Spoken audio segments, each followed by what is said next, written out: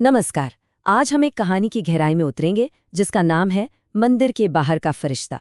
ये सिर्फ एक कहानी नहीं है, ये भक्ति पर मतलब उसकी असली परिभाषा पर एक सवाल उठाती है। तो चलिए सीधा मुद्दे पर आते हैं और एक सवाल से शुरू करते हैं। सच्ची भक्ति आखिर है क्या? क्या वो पत्थर की मूर्तियों में है या फिर जीते जागते इंसानों में? यही सवाल है जो इस पूरी कहानी की आत्मा है। तो हमारी कहानी शुरू होती है एक ऐसे शख्स से जिसके लिए उसका पैसा, उसकी दौलत ही सब कुछ थी। उसका विश्वास भगवान में कम और अपने धन में ज्यादा था। तो मिलिए सेठ धनीमल से, शहर के सबसे रईस व्यापारी। उनका एक पक्का नियम था, रोज सुबह ठीक 9 बजे अपनी चमचमाती कार से मंदिर पहुंचना और वहां जाकर क्या करते थे? मूर्ति पर सोने का छत्र चढ़ाना और दान पेटी में हजारों रुपए डाल देना। ये भक्ति कम और एक तरह का सौदा ज्यादा था, है ना? और पता है, यही उनकी सबसे बड़ी गलतफहमी थी। उनको सच में लगने लगा था कि मानो उन्होंने अपने पैसों से भगवान को ही खरीद लिया हो, कि अब तो उनका दान उन्हें हर मुश्किल से बचा ही लेगा। लेकिन मंदिर के अंदर की सारी चमक दमक के ठीक बाहर, दरवाजे के उस पार एक बिल्कुल ही अलग हकीकत थी। मंदिर की सबसे निचली सीढ़ी पर एक बूढ़ी अम्मा बैठती थीं, कपड़े फटे हुए, आंखें धुंधलाई सी, थकी हुई, और हाथ में बस एक पुराना सा कटोरा। उनकी पूरी बेबसी जैसे इन्हीं चीजों में सिमट गई थी। वो बस धीरे से खाने के लिए गुहार लगाती थी। मतलब दोनों के बीच का फर्क सोचकर देखिए। एक तरफ सेठ की वो चमचमाती कार और सोने का चढ़ावा, और दूसरी तरफ उस बेबस माँ का पुराना कटोरा और फटे कपड़े। कहाँ ताकत का गुमान और कहाँ पूरी लाचारी। और सेठ धनीमल, जब भी वो वहां से गुजरते तो अपनी नाक पर रुमाल रख लेते, जैसे उन्हें उस गरीबी से कोई बू आ रही हो। उस माँ की आवाज को पूरी तरह से अनसुना करके बस आगे बढ़ जाते थे। लेकिन फिर वक्त बदला और कुछ ऐसा हुआ जिसने सेठ जी की पूरी दुनिया ही हिलाकर रख दी। एक के बाद एक मुसीबतें आने लगीं। पहले दिन शहर में एक भयानक तूफान आया, दूसरे दिन सेठ जी खुद बीमार पड़ गए, और तीसरे दिन उनके कारोबार में इतना बड़ा घाटा हुआ कि उनके तो होश ही उड़ गए। अब इतनी परेशानी में वो भागे भागे मंदिर पहुंचे और पुजारी पर ही बरस पड़े।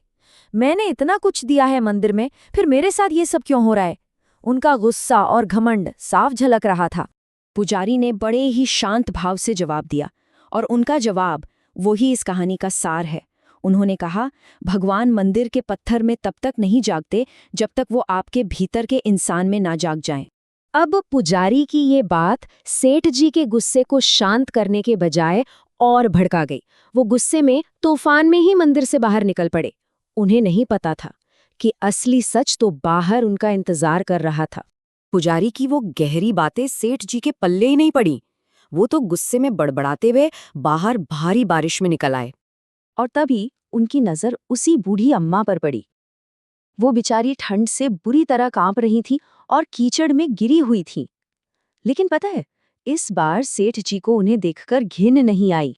और फिर उन्होंने वो किया जो उन्होंने अपनी पूरी जिंदगी में नहीं किया था। झट से अपना महंगा कोट उतारा और कांपती हुई उस माँ को उड़ा दिया।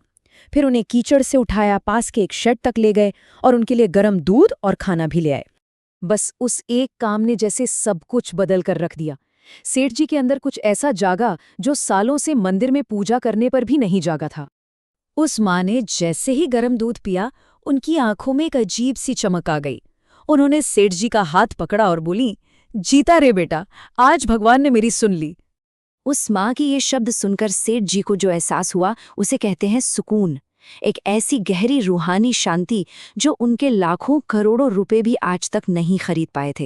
ये दौलत से नहीं, ये तो दया से मिलती है। और बस उसी एक पल में उन्हें सब कुछ समझ आ गया कि जिस भगवान को वो मंदिर के अंदर सोने और पैसों से ढूंढ रहे थे, वो तो असल में बाहर भूखा बैठा था। उन्होंने पलटकर मंदिर की ओर देखा और पहली बार उनके चेहरे पर एक सच्ची मुस्कान थी। उन्होंने मन ही मन में कहा, मुझे माफ करना प्रभु, मैं पत्थर की मूर्त को सजाने में इतना खो गया था कि आपके जीते जागते रूप को देख ही नहीं पाया। तो चलिए अब वापस उसी सवाल पर लौटते हैं जहां से हमने ये सब शुरू किया था, कि आखिर सच्ची भक्ति है क्या? ये कहानी हमें यही सिखाती है कि सच्ची भक्ति मंदिरों की चार दीवारी में कैद नहीं है, वो तो किसी जरूरतमंद के चेहरे की मुस्कान में है।